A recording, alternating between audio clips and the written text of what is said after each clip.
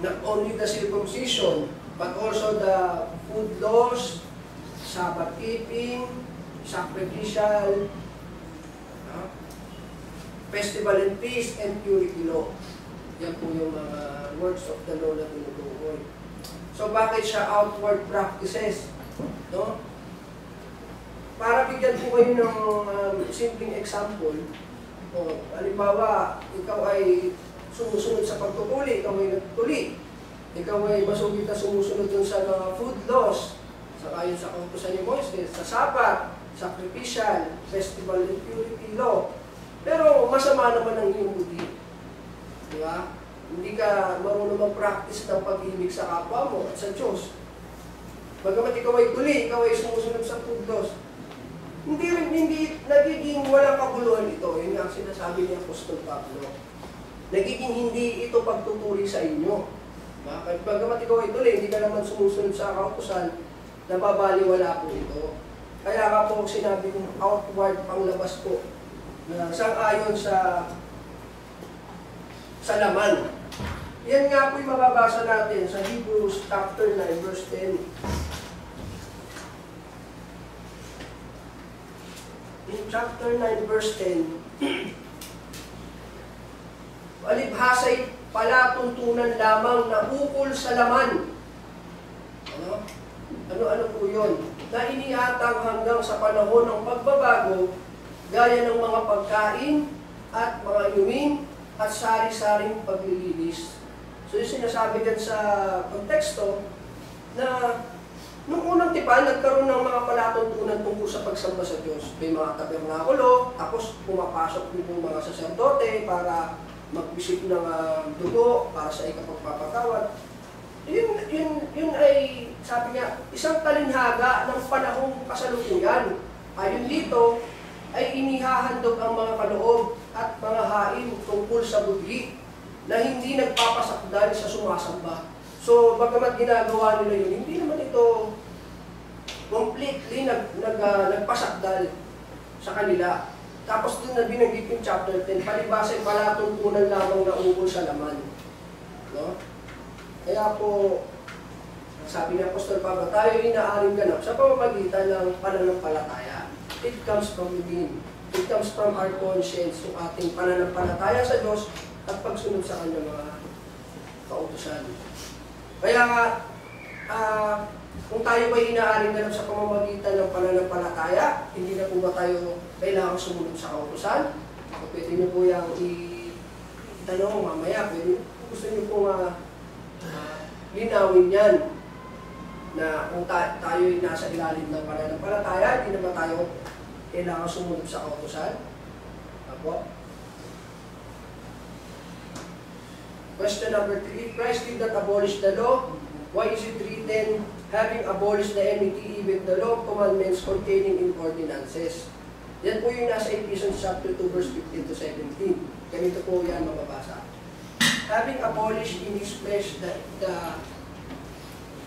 enmity, that is the law of commandments contained in ordinances, so as to create Himself one new man from the two, thus making peace, and that He might reconcile them both to God and one body through the cross, thereby putting to death the enmity.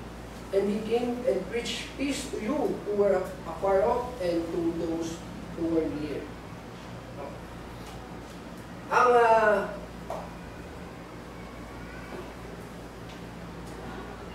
What Christ had abolished, yung enmity, yung pagkakaalit ng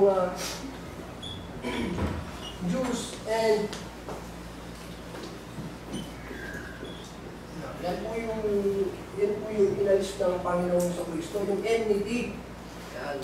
Yun yung inalis, yung pagkakaalit ng dalawa. Nang sa gayon, makabuo ng isang tao, ng isang katawan, na dito ginagawa ang sabi, kapayapaan, nagiging isang katawan sila.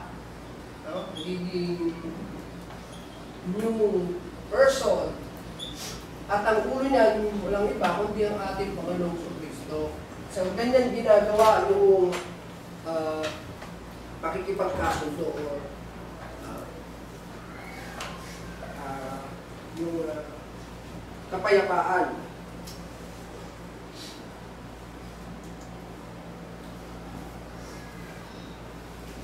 And Law of Commandments and Ordinances, parallel to Colossians chapter 2, verse 16 to 17. No? Sabi po dito, therefore, let no one pass judgment on you in question of food and drinks, or with regard to festival, or a new moon, or a Sabbath. These are shadow of good things to come, but the substance belongs to Christ. Diba? Kaya sabi, wag nang, sino man sa inyo, wag nang humatol tungkol sa pagkain. No? Sapagkat ito'y anino ng mga mabubuting bagay na darating. But the substance belongs to Christ. Yan. For example, dun po sa pagkain, no? Ito naging dahilan kasi ng enmity between Jews and Gentiles na mababasa natin sa Mark chapter 7, sabi ng Panginoon tungkol sa pagkain. At sinabi niya sa kanila, kayo baga naman ay wala rin pag-iisip? Hindi pa ba ninyo nalalaman na anumang nasa labas na pumapasok sa tao ay hindi nakakahawa sa kanya, sapagkat hindi pumapasok sa kanyang puso, kundi sa kanyang tiyan na lumalabas sa dakong daanan ng dumi. Sa salitang ito'y nililinis niya ang lahat ng pagkain. So, kaya sabi natin ni Apostol Pablo, huwag na tayong umato tungkol sa pagkain. Sapagkat hindi nga ito nakakahawa sa iyong kapwa, it does not cause any infliction or kundi ang nakakahawa eh yung lumalabas sapagkat nanggagaling sa kanyang puso. No? Kung ano ako man ay kumakain, sabihin mo sa bawal yan, masama sa Diyos. No? Hindi ito nakakapagpasama ng aking buti at hindi din ito nakakapagpasama o nakakahawa sa iyo. Kundi ito'y dumadaan lamang sa daanan ng kundi ito'y pupunta sa tiyan, lumalabas sa dakong daanan ng dumi.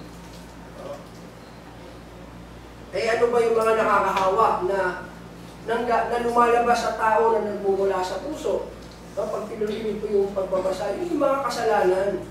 Yun yung mga pagpatay, mga pangangalunya, yun yung mga nakakahawa sa kapwa, nakaka-influensya. So, ayun. So, tungkol dun sa Sabat, sa pagkain. No? At sinabi niya, ang lumalabas sa tao, yaon ang nakakahawa sa tao. Yun nga po yung pinanggit natin. So, tungkol sa Sabat, ang sabi sa Matthew chapter 11, verse 28-29, yan, ang Sabat ba nawala o hindi na tayo, yan nga yung paratang ng ibang mga tagapagturo ng kautusan.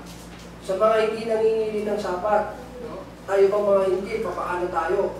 Ang sabi dito ng Panginoong Hesus, sapagkat magsiparito sa akin kayong lahat na nangapapagal at nangabibigat ang lubha at kayo'y aking papagpapahingahin. Pasanin ninyo ang aking pamato at mag-aral kayo sa akin. Sapagkat ako'y maamo at mapagkumbabang puso at masusumpungan ninyo ang kapahingahan ng inyong mga kaluluwa. So, pagdating po sa kapahingahan, ang ating Panginoong Kristo ang itinalaga ng Diyos na isang araw na sa Kanya tayo dapat pumasok, sa Kanya tayo lumapit. Kung gusto natin makamtan yung sinasabing kapahingahan. So hindi po ito natapos, ito nawala. Because our Lord Jesus Christ is the Lord of Sabbath. Siya pong Panginoon ng Sabbath. Gusto natin magkaroon ng kapahingahan, lumapit tayo sa Kanya, masusumpungan natin ang kapahingahan ng ating mga kaluluwa. So yan po yung prinsipyo ng Sabbath. And also, the temple system, yan po yung tinanggal ng Panginoong Hesus. No, kung makikita nyo, sa temple, merong inassign na designation area para sa mga Gentiles, tapos meron yung dividing wall or partition wall na kung saan hindi sila nakakapasok doon talaga sa pinakaloob ng templo kung saan doon nila sinasagawa yung pagsamba sa Diyos. So para bang lumalabas ang mga Hudyo ang Diyos ba'y Diyos lamang ng mga Hudyo? Siyempre hindi po. So kaya yan po yung nangyari sa history.